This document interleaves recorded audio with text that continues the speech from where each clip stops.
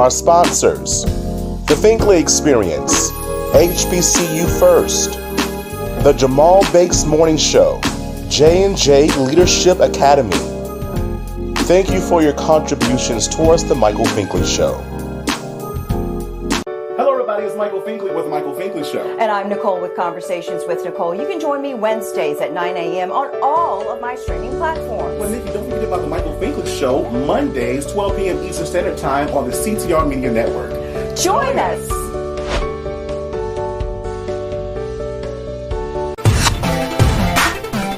Hi, I'm celebrity saxophonist Richard Shaw Jr. from Atlanta, Georgia.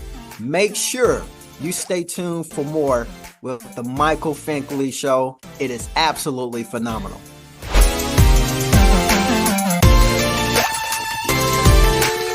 On the next Michael Finkley, actor, singer, producer, director Terron Brooks is with us. He reflects 25 years later on betraying Eddie Kendricks from The Temptations. And he reveals his next biggest dream. Don't miss it. Monday.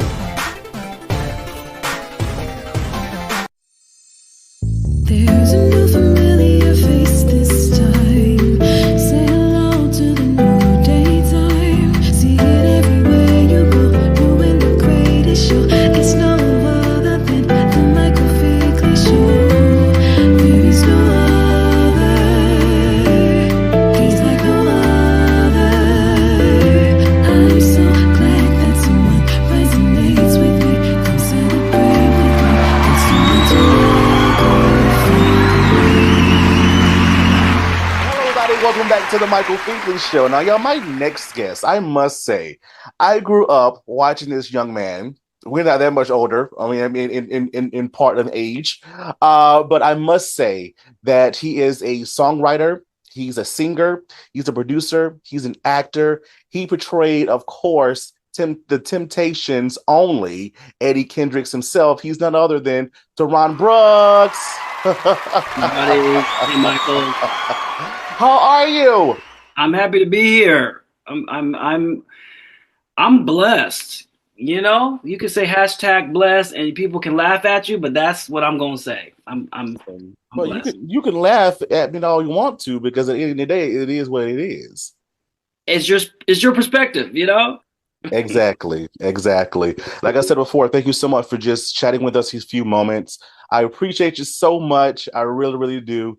It's so funny. I think we were in the process of getting things squared away with the interview and everything. And every time I go to bed, I like to sleep with noise. And this episode of Hanging with Mr. Cooper was on.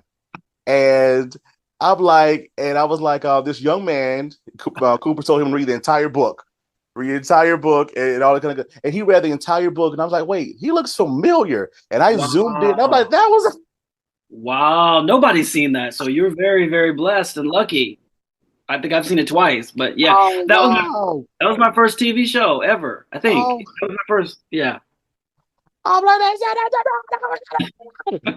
that is amazing. So, I got my SAG card with Hanging Mr. Cooper. I got my SAG card. The truth about it is I got the job and I didn't have the money and my parents were out of town. Something happened. I needed to get the money real fast. And so someone, a good friend of mine, loaned me the $1,000 or whatever to go to be on TV. And it was, that's how it started. So yeah, wow. I was in Mark Curry's classroom. I'm like, this is so awesome. I'm like, all things working together for the good. All things.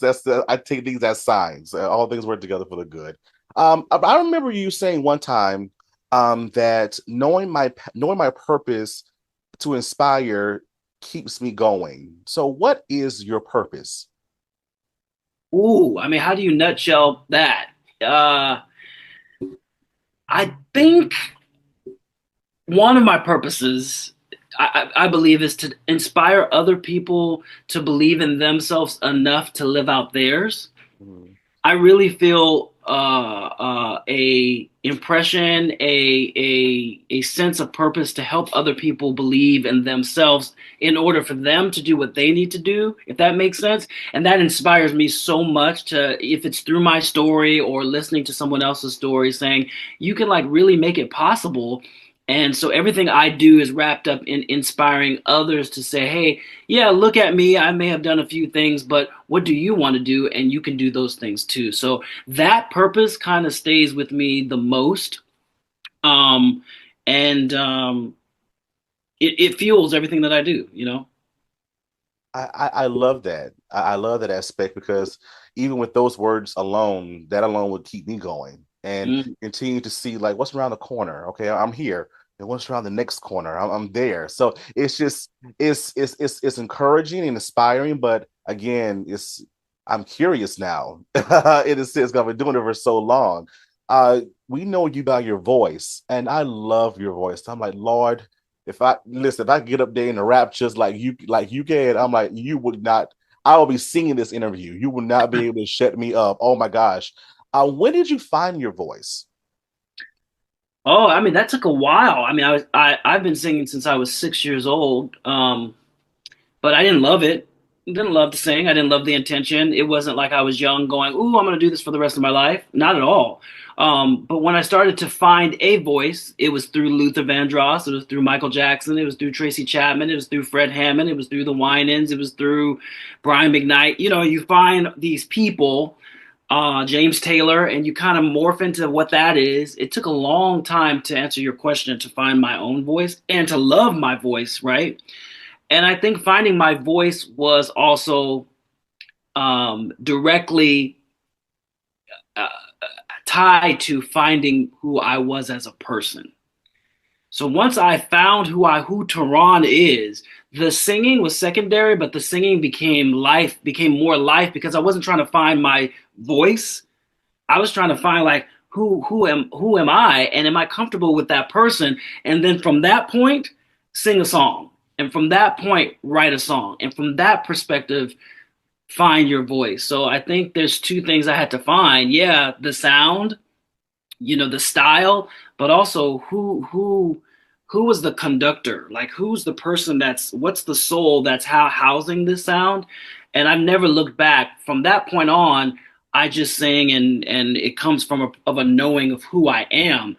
That's my voice, you know? And I tell everybody, any singer who's trying to find that, you can sing like Mariah and sing like Ariana Grande and you can pick up this person, but who are you? And if you're devoid of that, then you just sound like a clone of somebody else. Your voice is going to be touched or influenced mostly by you finding out who you are, then sing, then sing. And then that would be undeniable. I think I'm undeniable, not because I'm so talented, not because I'm so great or my voice is so great, because that's questionable.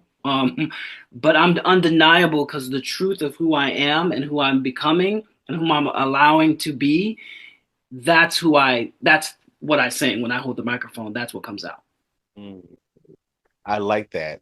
I love that avenue because I definitely feel that life is a process. Anything that we do is a process. Each each season, each level in our life is a process, and we learn something new each and every time as well. So going back to something you said before, find out who you are as an individual. Who are you? Oh, yikes. Yeah, who am I? I think I'm a child of God. That's one thing. If I said nothing else, ooh, that would be just that's the sermon, And we're going right? on. Where we're going That's on. done, you know. I think everything flows from that because my identity tied to my faith and God empowers me, even in my weaknesses and my suffering and my insecurities and all of that. Reminding myself I'm a child of God, I'm like, yeah, yeah. It gives me that courage. It gives me that confidence to do everything else that I am. I'm a father. I'm a husband. I'm a motivator and I'm a creator. Yes, I'm a singer and I'm an actor and all those other things that I could lead with. But I think for most thing, I just want to say I'm loved by the creator, you know, and that fuels everything else under that. But my jobs are being a father and a husband, and I take that very seriously. And then the loves of my life, of as far as music and acting and producing and creating, that's kind of secondary to me. But if you don't know who you are aside from what you do, it can be very problematic, I think. So, great question. My identity, I think I'm a child of God, and I am glad that I'm not on my own and that my identity is not just birthed on what I do and what I create and my achievements, but it's actually tied into something bigger. That makes me feel good. It's always bigger, right, than what we imagine, especially when we're going through and trying to figure it out on our own. At the end of the day, it's so much bigger than what we expect and what we see it as in that Yeah. moment. And the latter, as my grandmother used to say, you understand it by and by.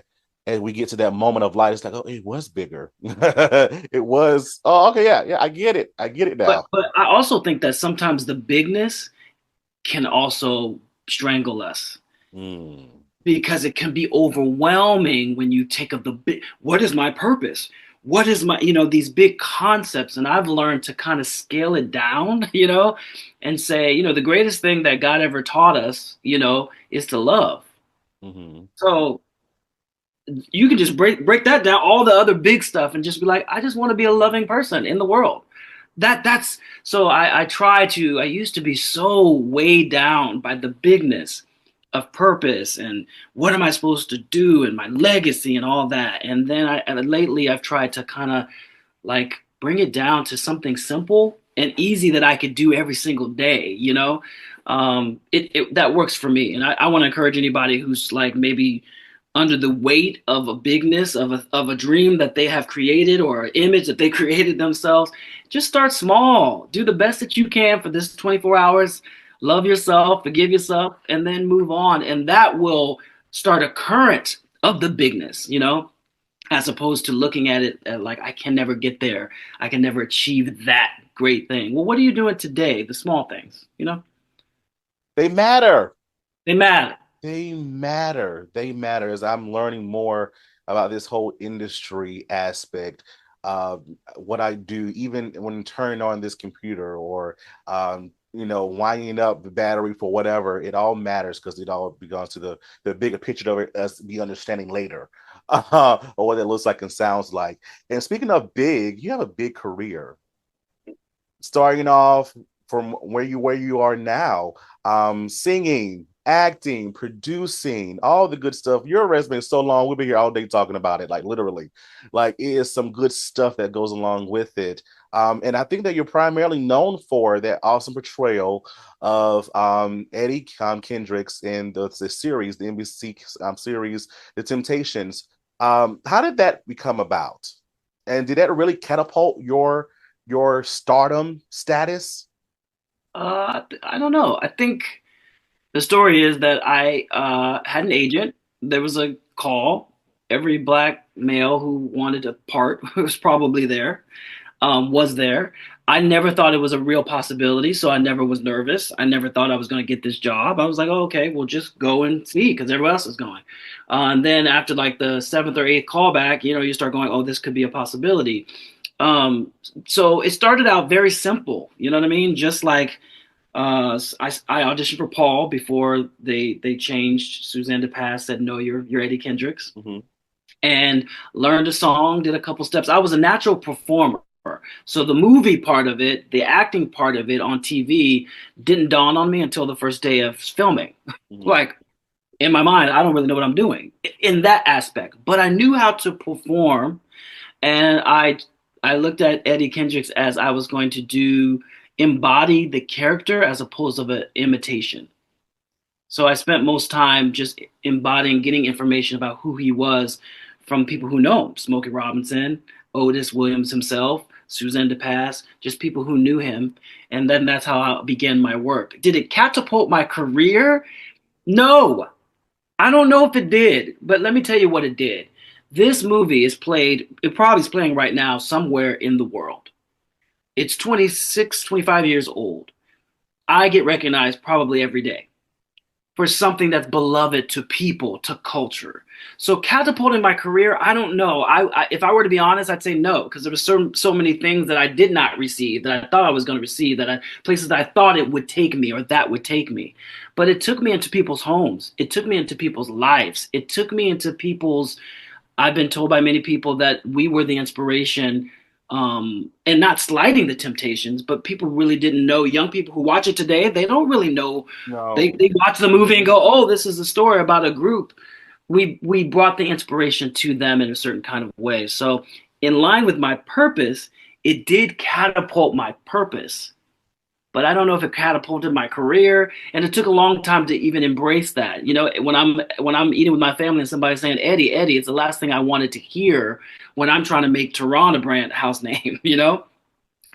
I had to understand the beauty of it all and what that gift was, and I'm able to embrace it more today. So yeah, I think it's a calling card to certain people.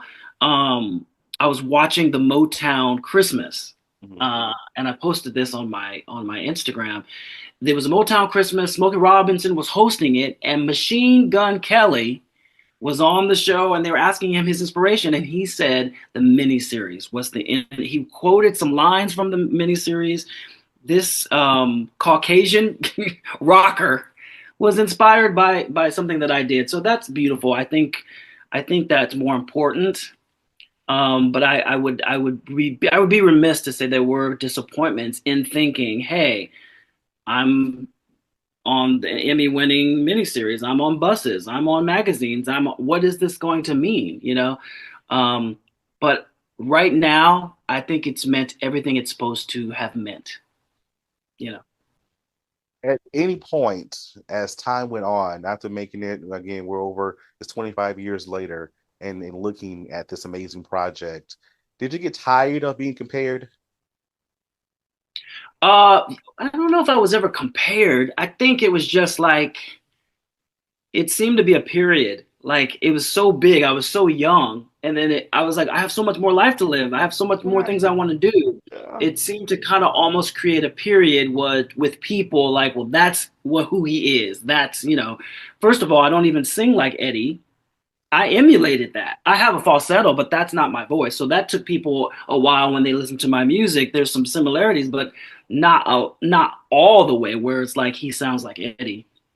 Um, Eddie's not a horrible person to be compared to. He was a great man. He was a great leader. He was a great icon. So I don't know if that's a bad thing, but yeah, it took a while for me to just live with that, carve an identity aside from that, and be okay with people loving me, right? You know, sometimes it's uncomfortable. You're like, it's uncomfortable, but people are really, it's coming from a good place, and we can turn it to other things. But most people are kind, and it just really inspired them, and if that's what I'm meant to do on Earth, then that was a part of it.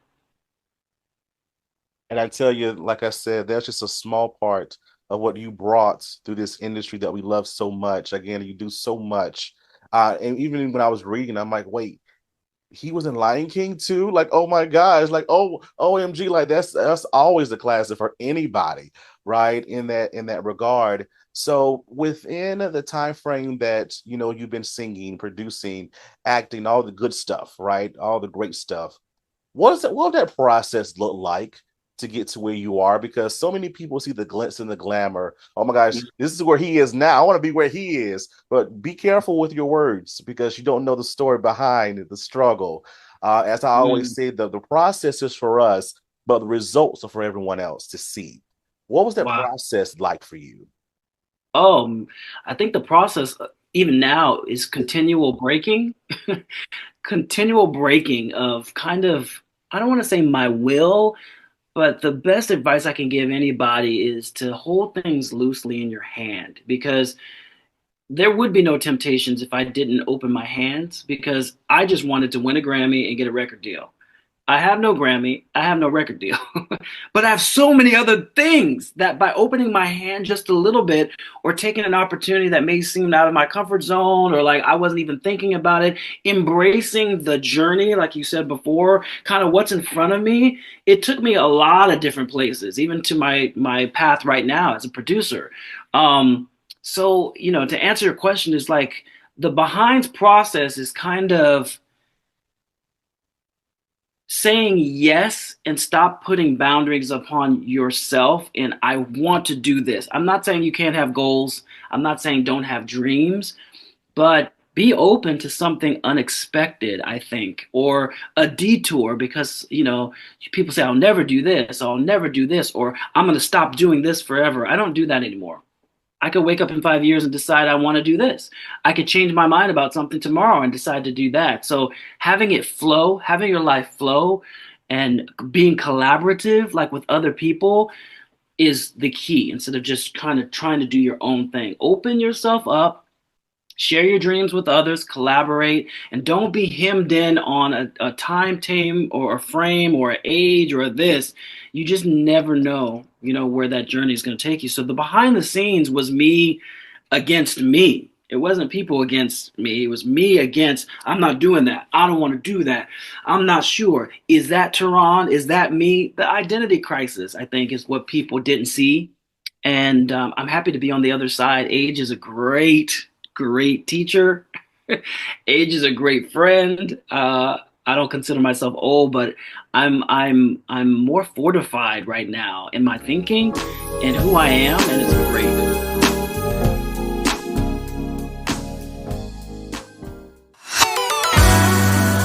Ladies and gentlemen, this is Ursula Robinson, Miss Linda from Tyler Perry's Divorce in the Black, and you're watching the only show to watch, The Michael Finkley Show.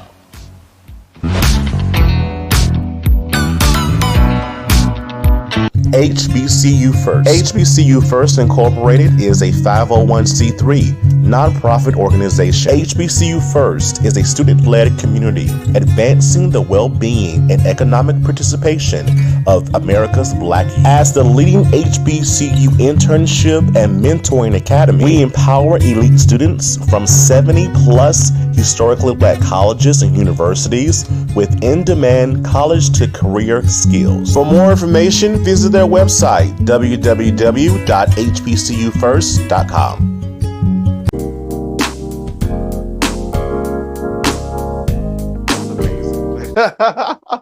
That's amazing. Wow. I must say, when you were speaking, I started relating things into my own life in this season that I'm in as well. And I definitely love this show that I do because I meet so many fantastic individuals. And to speak up and say, hey, I'm doing this, I'm doing that, and you never know where that could lead. Me saying, yeah, I sing a little, I can hold a note, I have a single out there, and to talk with someone that then said, I want you on my next album. And I'm like, okay, let's make it happen. Then to say that now the album is Grammy nominated. So now I'm like, whoa, right? Because I was not afraid to open my mouth and speak and say, hey, this is what I do, right? Yeah, so thank you for that. I need that reflective moment because sometimes we go on with life and we forget to reflect and we forget to ponder on those thoughts that, okay, wow, this is where I made it thus far. I made it thus far. Wow. As a father and as a husband, I see you on social media with your family. What have they taught you besides the big star that you are, that people see you as? What have they taught you as an individual being that you are today? Unconditional love. They've taught me to slow down. I'm a planner. I like things to be in order. I like to see the big picture. And sometimes that's to my detriment. I think especially when you're cohabitating with other people, if you're by yourself, do your own thing, right? If you're in a family, if you're married, you got kids, you can't really do your own thing. You know what I mean? It's a collaborative effort of life. And my family has taught me the beauty of messiness and the beauty of it's a mess. It's a mess. And so what? Are you going to fight? It's a mess. Are you going to miss out on the fun? Are you going to miss out on this day because you need to clean up? Because when you clean up, it's going to be a mess again. So embracing who they are, and I say that comically because it seems like, you're always asking other people to change for yourself, but you don't even realize the accommodations that they are having for you. Yeah, because you're too busy having your thing and this. And I think that's the biggest thing. I was like, they love me unconditional and I love them unconditional, but there are things about me that they have to deal with. and there's things about them that we just deal with it together. So to answer your question, there's just a beautiful thing about accepting who people are and growing together and trying to be in the now. And so I've put away some of those plans, and instead of being disappointed by what is not done or how it looks, just saying, okay, well, is everybody happy? Okay, then it looks like this. If that's what we really want, do I really want my way? You know, just so shedding all of that. So unconditional love for my family, which fuels what I do when I get to do what I do, my art. That love that I have, that acceptance of who I am when I'm on stage, it's just like I'm vulnerable. I'm like, this is me, and I'm okay, and I'm loved. I'm not trying to figure out who that is because I have that at home. I love that. Oh, this is so amazing. Like your words are very much heartfelt. That is what I wanted to. Yeah, those are great words. D.A. Finkley. Your words are very much heartfelt because it comes from here. You talked about your spirituality and you're a man of faith. How are you going to continue to allow your spirituality to guide you into what you do every day? Oh, I think the thing about the spirituality for me used to be so much for others, and now it's not selfish, but I just kind of, if I can take it in, I will radiate that, if that makes sense for others, as opposed to I'm trying to inspire, I'm trying to teach, or I'm trying to change the world, or I don't think about that anymore. I use my faith as almost of a mirror of like, how can I be better? And because I'm over being offended or ashamed, then I can have God nudge me and be like, yo, sir, might want to work on that with you, without feeling the weight of I'm not perfect or I'm not this or that. And so it's a beautiful thing to have a loving nudge saying you're not in the center, you're a little bit left, Terron, come back, and then use that for my own reflection and then serve people. I think that that's the rhythm of my life right now. So that faith is just my own personal compass. It's my own personal heartbeat. It's my own personal where check in. So then when I need to radiate or teach or inspire, whatever, it comes from that place. And that's the most purest place that it can come from, I think. Because everybody's dealing with their own suffering and their own pain, and they're trying to change and grow at their own pace. It's the kindness that I could be for myself. In turn, I can find that empathy and kindness for other people. And so that's what faith does for me lately. It's a good engine check.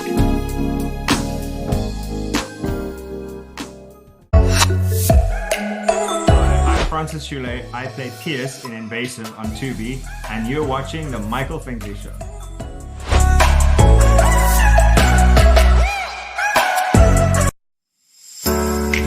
Hello, everybody. It's Finkley from the Finkley Experience. We're an educational consulting firm that specializes in first-generation education. So we assist students with their college and career endeavors. We train school administrators on the state of first-generation students. And also, we partner with colleges and universities to assist with their first-generation population for easy transition from high school to college. So if you're looking for a presenter or speaker that presents on these topics and so much more, visit our website at thefinkleyexperience.com and learn about all that we do. We're looking forward to working with you. Looking for some of the best soul food right here in Mullen, South Carolina? I promise you, come on down to Garden Alley.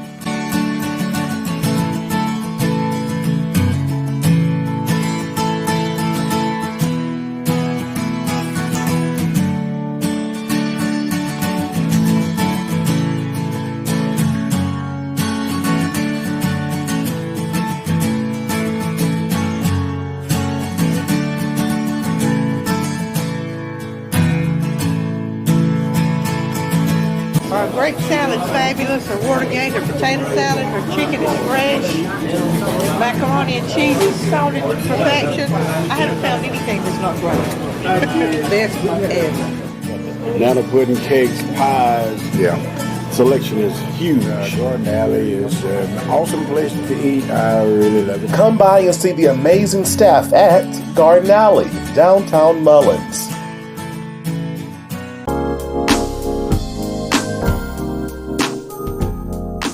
Isn't it? Isn't it? I love the way you mentioned the little nudge, because again, I feel that's the word tells us he chastised those he loves. So he's gonna get us right no matter what. We may not like it, but we know that it's right. We know that it's right. Yeah. We gotta get back on path. We gotta get back on that path that he calls us to do. I must ask, if you were not this big star that we see today, what would you be doing? You're funny. I think I would be doing the same thing. I don't think, see, like the thing that you're qualifying as a star, and I appreciate it. I'm very humbled by that. I don't know if I would be doing something different. I could be less known. I don't even think I'm known, but I think the heartbeat of who I am would still be the same. Maybe I would be a psychologist. Maybe I'd be a therapist. I'm already a teacher. Do you know what I'm saying? So I feel like no matter what the shine may or may not be, I would still try to find the avenue to do what I love to do, regardless of how it's received, I think. So I don't know if I'm answering the question, but and that's just what I perceive in my mind, because even right now, I'm not chasing anything, any elevation, any more celebrity, any more shine, so I'm going to continue to do what my heart wants to do. And I would hope that if the spotlight wasn't on me, or if there was no temptations or no, Broadway or no accolades in that way, I would hope that I would still find avenue to do the same work. Yeah. Yeah. Because the truth is, it's like, you look on Facebook or you look on Instagram and you see 2 million followers. Okay. They have 2 million followers. That doesn't mean that they're influencing 2 million people. That just means people are following them. So I tell everybody, who are you influencing? Who have you changed? If you change 5 people's life, you think that's insignificant? That's not true. You could be on the path of those 5 people, and we know those people. We know the Oprahs, the Denzels, the whoever was inspiring them that you don't know their name. That was their great purpose, to get the 5 people that to do what they're supposed to do. So we can't be hemmed in on the title and all of that stuff. I just want to influence people that are around, that are listening, and hopefully make a difference in their lives, because I know that number is, I don't know. It's subjective. They are. Oh my gosh. I had to realize that when I first started this, and something really clicked. And as you were talking about before, people coming up to you and they're like, I really love the way you said this, or the person that was on your show, they said that. I'm like, wow. First of all, thank you for watching. And then I'm so glad you got something from it, because that's what it's all about. Right? For you to do better. And in the process, I want to do better as well. So as I'm talking, I want to learn something for myself in the process, because I need to learn and grow as well. So again, that's what it's all about in that sense.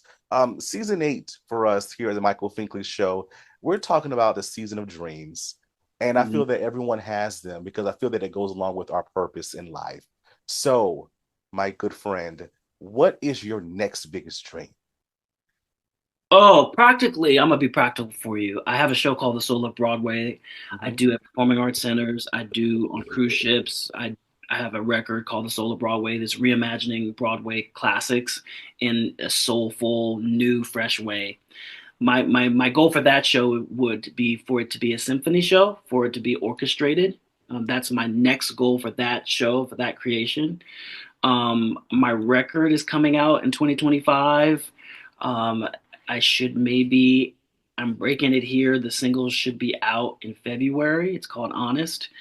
I have 3 books that I have written, and I'm tooling with them. I want them to be published. I self-published my first book, Something Good on the Table, that's on Amazon right now, but I would love to get a great publisher for these other projects. So that's kind of the tangible things that I want to say. Those are dreams. But I think my biggest dream is to be in position, a greater position, to help others achieve their goals financially. I love being a producer. I love creating. And so as much as I want to create opportunities for myself, would I love to write you a check right now, or write people, or just say, or produce someone else, or fund somebody else's dream. That's the biggest dream for me. And I realize that I can do that in small ways, because I want to say that to anybody who's watching. you know, if your dream is going to happen, you're dreaming it now. So you can't wait until the big thing happens. What small things are you doing now to make that engine go? So, but to answer your question, yeah, I mean, I would love to have a small enterprise where I was leading other people to do their dreams, and I had books and film projects or whatever music projects that were inspiring others, not just to buy what I have, but to make what they want to make. Yeah. And I love the way you say that too, because my best friend always says that our words are listening. So that means that it has to come to pass. And in the word, it also tells us that he gives us the desires of our hearts as well. So it has to come to pass. So when it happens, I'm going to be looking in the background like, yay, yay. You said it. Yeah. Oh, yay. Are you proud of yourself in this season in your life? Dude, that's a great question. Yeah. I've overcome so much that we didn't even get into, but I'm proud of myself. You know why? Because I'm trying. So the pride doesn't have to be attached to a certain accomplishment, but I'm most proud of getting out of bed today and be like, we're gonna do it. We're gonna face it again. We're gonna try it again. I think we really deduce that prize of the day for a lot of us trying to do big things. You got up, you tried, you got knocked down and you got back up again. I think everybody should be proud of that momentum, and that availability. Basically, I just want to tell God, I'm available. And I think the forces that are trying to knock us down do not want us to say that. They want us to give up, So Michael, yeah, I am proud. I'm proud of how it is right now, whatever it is right now. Yeah. I love it. You mentioned a few things in 2025. For 2025, it's practically here. We're in it. We're living through it. We mentioned some major projects that were going to happen as well. So how can the Think Fam keep in contact with you by way of your social media and seeing these things come into fruition? Well, we have social media, we have Facebook, we have Instagram.